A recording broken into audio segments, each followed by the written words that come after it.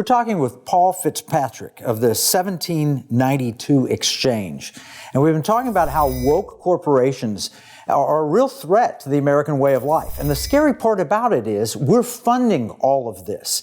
Now, if it were just one outlandish corporation, we could solve that and just walk away, invest elsewhere. And the problem is, how would we know which ones are being excessively woke and forcing this ESG agenda?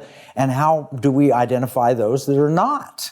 Well, up until recently, we had to go off just press reports and our own recollection and the hope that we could Google and find something. But there's this new tool out that Paul has brought forth that actually gives you the capability of defining, am I using this supplier? Are they good for America or bad for America? Are they good for oil and gas industry if I live in Texas, or bad?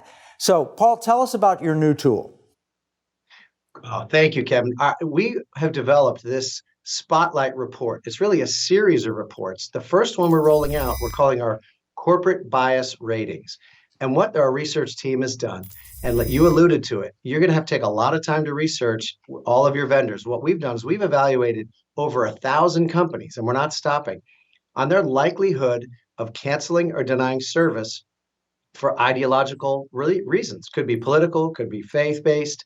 And we've seen cancellations. And so what we've done is we said, small businesses and nonprofits, and frankly, families need to know, can they rely on, or are they going to be vulnerable working with different companies?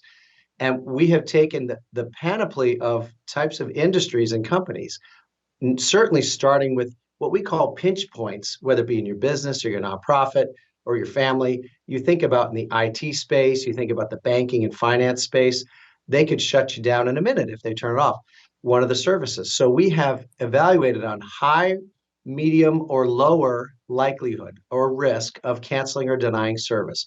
We evaluated each company on 6 criteria. A couple of important points.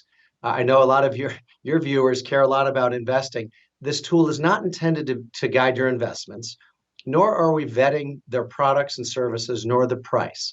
You've got to do that on your own. What we want you to do is go into our database in this tool, pull up a company or pull up an industry, and find out why are they high, medium, or lower risk, and then actually go through the details of the 6 criteria. It's not hard, and we're just Googling, we're doing research. So if my brother's uncle's cousin met a guy at a gas station who said he was canceled, we're not going to put that in our database. We have to find, maybe it's policies that are listed on the company's website, or it's news reports of folks who are saying I was canceled, it's verified. So it's all footnoted there. So you can check, and I'm sure some of the companies over time may be unhappy with their ratings. Well, they can look at it and correct me where we're wrong.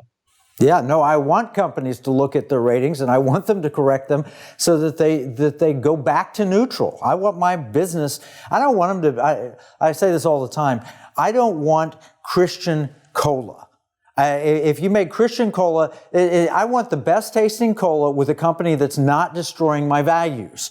Now, Christian works pretty good for chicken sandwiches, but honestly, we don't need to see a Christian version of this and that and the other thing. We actually need to see American companies that want to serve their customers, not destroy their values, that believe in liberty, security, and the Western civilization, Judeo-Christian viewpoint on things. So that's why we push LSV, liberty, security, and values, and not ESG. But your tool goes beyond that. It gives the opportunity for people to report their own experiences, and then you'll do research. Did I get that right?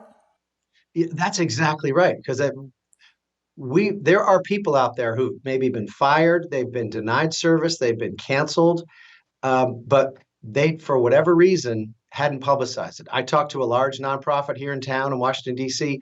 They had been denied and canceled probably half a dozen times. They had only publicized one of them.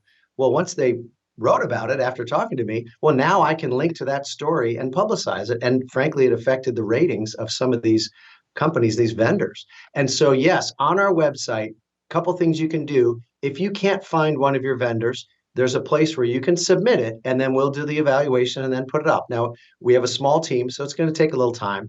And as we've rolled out this database just in the last couple of weeks, we're getting a lot of hits. And so it's going to take us some time. But the other thing we can do, to your point, is let us know if you've been canceled, because we want to add that to the database. And I'll let you get in a minute. I'll get into more what we want people to do with it, but I'll pause right there.